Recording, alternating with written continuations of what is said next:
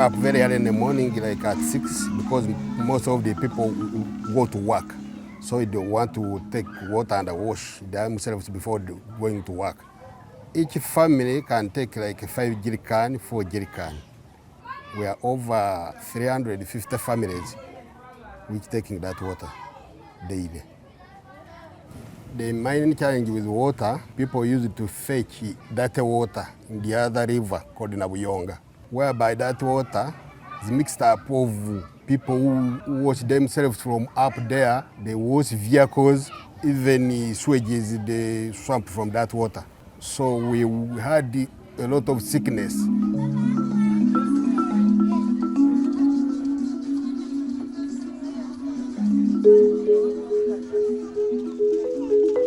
The urban poor cannot access power because of high rates of paying the power. So people had to bring the illegal power by rouping just.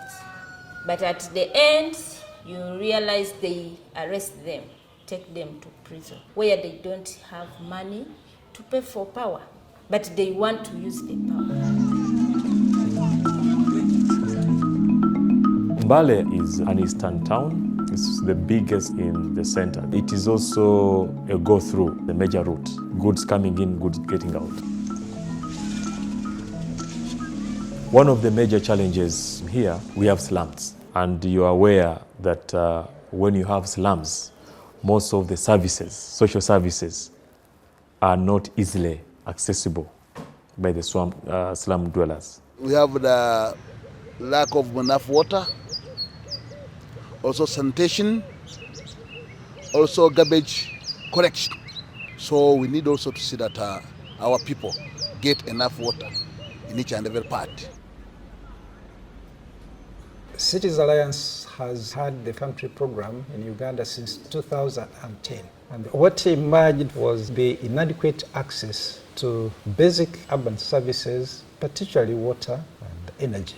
And this program is intended to assist and support the government of Uganda to improve access to basic public services of the communities, especially in slums and informal settlements. The Constitution it informs us that power belongs to the people. So first of all, we have what they call a Municipal Development Forum. The MDF was created to help and bridge the gap between the people, the community, and the Municipal Council Authority. At the settlement level, we also had the settlement forums, which brought together the residents and other stakeholders within the communities. One of the things they did was to identify their priorities. We bring them, we say, in Fumbasel, we lack water. We want roads, security lights, we ABCD. Then, from that level, we forward them at the municipality. And that's why now MDF comes into play. Slum dwellers, we know that live in informal settlements. We realize that they don't have a voice. So through the partnership with SDI, that's Slum Dwellers International, we formed the saving groups where we sit together and discuss issues affecting our communities. Because we have a slogan saying that our problems, we are the ones having the solutions. In 2010 to 2011, we started this system of savings to instill that culture to our communities down there. And so far, I think we are in 68 groups. In that saving group now, members apply for loan. We have a mixture of members. Those ones who already have small businesses and those ones who want to start businesses.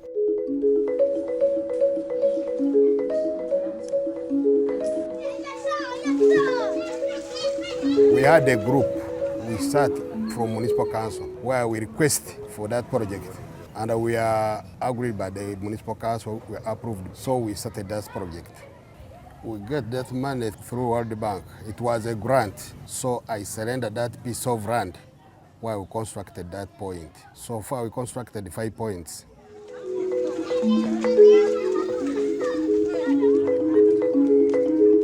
So through our savings, we had to discuss that. That's when we came out with the solar project. This project started some 2 years back. We are now coming to 150 packs. Those people who took the packets, they have increased in savings because the money which they were using to pay the power, rather to buy the paraffin, they are saving now. The power helps to charge these phones and then you minimize some cost. All the programs, all the projects we are implementing, they emanate from the communities. We don't decide here at the municipal council that we want to do this road. No, it's the community to decide. So it is a very important aspect in development because it also enhances operation and maintenance and sustainability of these projects, because the community know that they have participated in making the decision of where the project should be.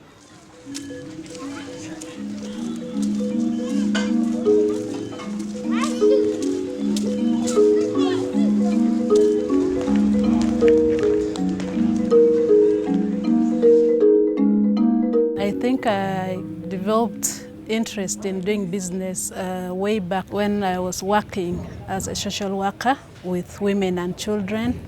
I tried to look around at what business I can possibly do well. So there is this particular supermarket that had a bakery inside. So I developed that interest. The rates for energy are really, really expensive. Yeah, so that is a huge, huge effect on the business.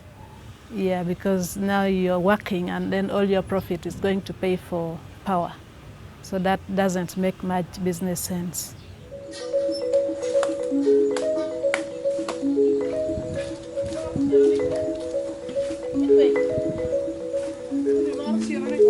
Me personally, I'm director for Gulu Women Mobile Catering Services.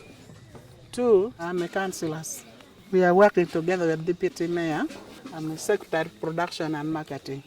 And also, I'm in the market. I'm selling fish to support this catering because you cannot be with only one business. Many people here, they are widows, they are orphans.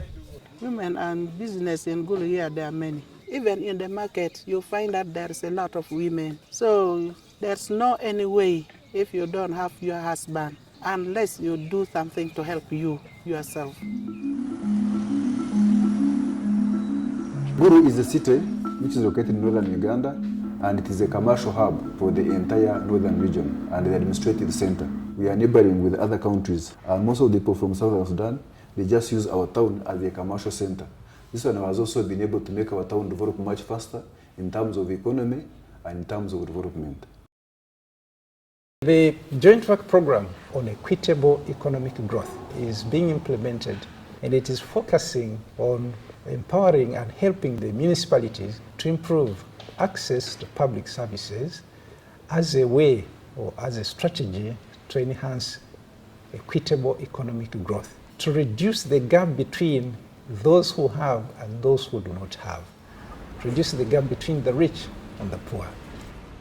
Of course, we had a very big challenge of insurgency, 23 years of continuous fighting.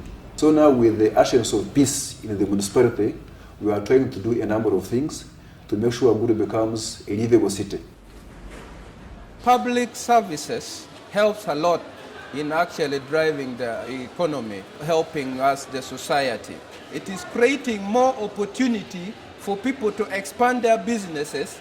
It is also creating opportunity for municipal to collect more taxes. It is actually creating jobs. During the time of instability, insurgency, infrastructure was completely destroyed. And so the case of Gulu, the issue of infrastructure, particularly road infrastructure, was very critical to increase access to markets. Our first priority as of now is roads. All the roads, the highway that we have in the country, more especially in northern Uganda, all are now tarmacked. Now businesses are moving in all corners of this municipality. In terms of energy, we lack still electricity. But all in all, the solar energy that we are using currently, mostly it is renewable source. There's a business community. What can we do about power? Because this is a small industry, we are trying to build it up. Can't we have a fairer rate for electricity than this? Because this can discourage the business. If we keep bringing it out in the business forums, maybe something can be done about it. What we have done in Gulu, we have established a forum called the MDF. You have got the academia, you have got the business community, you have got the youth. So the various sectors of the people that constitute an urban setup are in that forum. So this forum, it is supplementing the municipal council structures to make sure we involve the citizenry in the management and governance of the city. And because of that, we have been able to do a number of things in the communities. I plan to start catering when people here in Gulu, we are in a war. So there's nothing to do with women. What can I do for women? So I think that it is good to me to collect all the women in the group to be together. I said, my planning is to see that you get small amount in your hand. Right now, as I talk, we are now 61. The majority are now seeing what we are doing is good to help them to getting school fees, to getting house rent, to paying anything to help them. Gulu is in a unique situation in that many of the people were displaced into internally displaced camps. They stayed there for quite a long time. So many of them who were residing in these settlements, especially the youths, grew up without proper access to education, other services, and so many of them, became adults but without skills, proper literacy levels. And so it's one of the challenges which resulted from the instability and the insurgency. The girls who come for training, we've received a number of individuals. They express interest of learning. So I decided that, okay, if I get a bigger space where we can train some of these girls, it would help them. Everybody's input is very critical. The input of the communities, of the councillors, of the political leadership, of the private sector, of the academia, of the media, and particularly of the urban poor community is very, very critical. When all of them work together, there is unity. And when there is unity, there is ownership. And when there is ownership, there is a will. And when there is a will, there is always a way. Do the best what God gave you. If you are healthy like this, do it. Not to challenge one another. Doing the best to join hands together. Be friends to the local council, because the local council can give you advice. It's not easy, but let them try. Let them try to be in a groups, because you alone you cannot succeed.